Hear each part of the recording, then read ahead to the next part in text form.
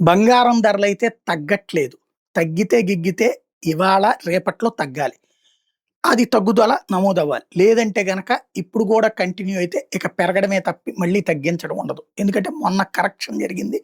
ఏదైతే దాదాపుగా 13,60,000కి వెళ్ళింది 100 గ్రాముల బంగారం. 1,36,000కి. అది గాస్త ఆ తర్వాతన మళ్ళీ 1,28,000, 1,24,000 దాకొచ్చింది. దాదాపు 12,000 మళ్ళీ వెనక్కి వచ్చి మళ్ళీ ముందుకు పోతున్నటువంటి పరిస్థితి. ఇవాల్టి రోజున రూ. 1,27,100 24 గ్రాముల బంగారం అయితే 1,17,500 18,000 దాకా ఇప్పుడు 22 క్యారెట్ల బంగారం వచ్చింది. వెండి 1,60,000 మొన్న 1,48,000 దాకా మళ్ళీ వెళ్ళి మళ్ళీ ఇప్పుడు 1,60,000 దగ్గరికి చేరుకుంది. ఇప్పుడు ఇది మరింత పెంచేటటువంటిది అంటే 1,70,000 దాకా చేరుతదా అన్నటువంటిది అనుమానం ఉంది.